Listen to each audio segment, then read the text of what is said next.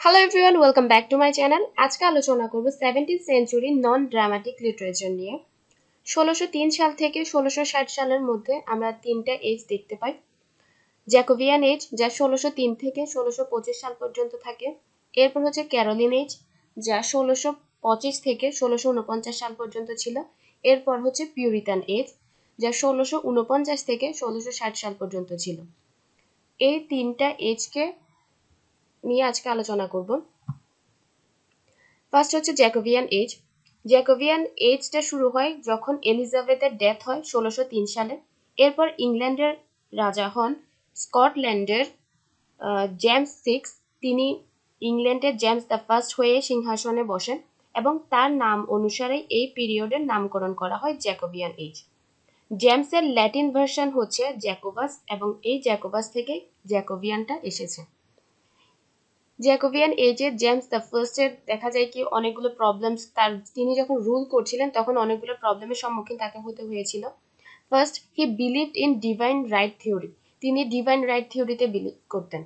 মানে হচ্ছে রাজারা তাদের ক্ষমতাটা গডের কাছ থেকে সরাসরি পেয়েছে এবং গডের কাছেই তারা তাদের কাজের জন্য বাধ্য থাকবে, আর কাউকে তাদের কাজের জন্য কোনো কৈফিয়ত তাদেরকে দিতে হবে না, নিজেদের ইচ্ছে মতো শাসন করত।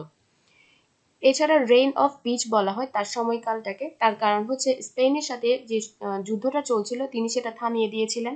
এরপর তিনি ইংল্যান্ডে শান্তি বিরাজ করার জন্য বিভিন্ন স্টেপ গ্রহণ করেছিলেন এবং এইসব কারণে he call himself as king of pitch এবং নিজেকে কি কিং অফ পিচ বলে দাবি করেন। এছাড়া তিনি opposite to Catholic and Puritan, তিনি পিউরিটান এবং ক্যাথলিকের অপোজিট ছিলেন।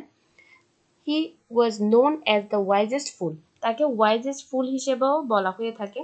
তার কারণ হচ্ছে তিনি অনেক বেশি জ্ঞানী হওয়া সত্ত্বেও কি করতো, কোনো প্রকার তার জ্ঞানটাকে ইউজ করতে পারেনি, যার কারণে তাকে ওয়াইজেস্ট ফুল হিসেবে বলা হয়ে থাকে ইন ক্রিশ্চিয়ানডম।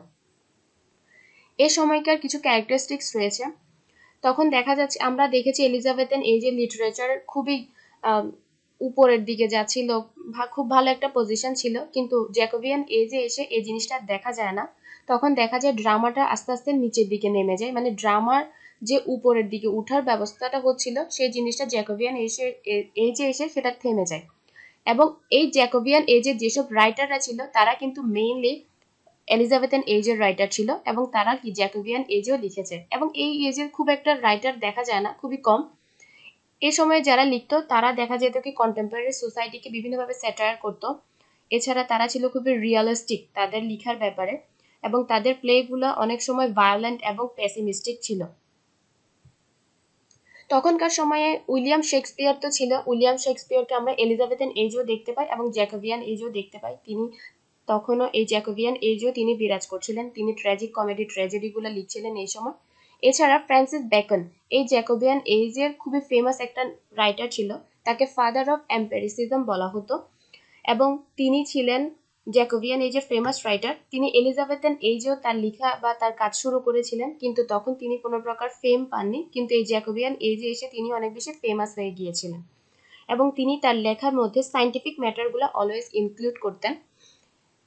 তারপর হচ্ছে তিনি অনেক বেশি তার লেখায় আমরা দেখতে পেতাম কি তিনি ল্যাটিন যেসব ওয়ার্ড রয়েছে সেগুলো অনেক বেশি ইউজ করতো, কারণ হচ্ছে তিনি ল্যাটিন থেকে অনেক বেশি ইনফ্লুয়েন্স ছিল। তার কারণে তার এসেগুলো যখন আমরা পড়বো সেখানে দেখা যায় অনেকগুলো ল্যাটিন ওয়ার্ডের ইনক্লুড করা হয়েছে এবং তার এসেগুলো খুবই ফেমাস ছিল। যদি এখনকার সময়ে তার এসেগুলো পড়া হয় মনে হবে কি সমসাময়িক লিখায় তিনি লিখেছিলেন। তার ফেমাস লেখাগুলো হচ্ছে the advancement of learning and Novum Organum, এছাড়া এসেস, এগুলো তার ফেমাস লেখা ছিল।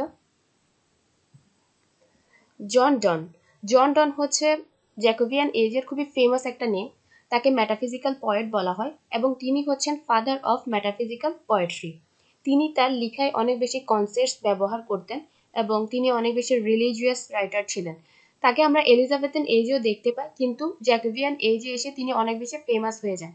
তার ফেমাস লেখাগুলো হচ্ছে paradox and problem, essays, the divine poems, holy sonnets and devotions and sermons. আমরা দেখতে পাই জন ডনকে অনেকেই ফলো করতে থাকে, তার সময়কার মানে যে রাইটার অনেক বেশি ফেমাস থাকে তাকে অনেকে ফলো করে, ঠিক তেমনি জন ডন এই সময়ে অনেক বেশি ফেমাস রাইটার ছিল, তাকে অনেক বেশি ফলো করা হচ্ছিল তার এই মেটাফিজিক্যাল পয়েটগুলোকে। জ্যাকোবিয়ান এজে দেখা যায় মেটাফিজিক্যাল অনেক পয়েট রয়েছে, তার মধ্যে স্যার টমাস ব্রাউন, তিনি হচ্ছেন খুবই ফেমাস ছিলেন, তিনি সায়েন্স এবং রিলিজিয়াস দুইটা নিয়ে লিখতেন, তিনি ছিলেন one of the most original writer. এছাড়া অ্যান্ড্রিউ মার্ভেলও জন ডন এবং এডমন্ড স্পেন্সারকে ফলো করতেন। এছাড়া অ্যান্ড্রিউ মার্ভেলের একটা জিনিস বলতেই হবে, তা হচ্ছে যখন জন মিল্টন অনেক বেশি প্রবলেমে পড়ে গিয়েছিলেন রেস্টোরেশন পিরিয়ডে, তখন এই অ্যান্ড্রিউ মার্ভেলই জন মিল্টনকে অনেক বেশি হেল্প করেছিলেন তার লেখার ক্ষেত্রে, কিংবা তিনি সার্ভাইভ করার ক্ষেত্রে অ্যান্ড্রিউ মার্ভেলই তাকে অনেক বেশি হেল্প করেছিলেন। এছাড়া জর্জ হারবার্ট হচ্ছে জন ডনের পরে সেকেন্ড পজিশনে আছেন মেটাফিজিক্যাল পোয়েটদের মধ্যে। তিনি তার অনেক বেশি মেটাফিজিক্যাল পোয়েট রেখেছিলেন পরবর্তীতে, এবং তার দেখায় দেখায় রিচার্ড ক্রশেট, তারপর আব্রাহাম কাউলি, তারাও কি জর্জ হারবার্টকে ফলো করা শুরু করেছিলেন তাদের লেখনীতে।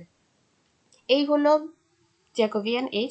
আগামী ভিডিওতে পরের যে দুইটা এজ রয়েছে, জন মিল্টন এবং পিউরিটান এজ, যাকে বলা হয় জন মিল্টন এবং পিউরিটান এজ, তোমরা হচ্ছে একই এজ, এইগুলো নিয়ে আলোচনা করব। ধন্যবাদ সবাইকে।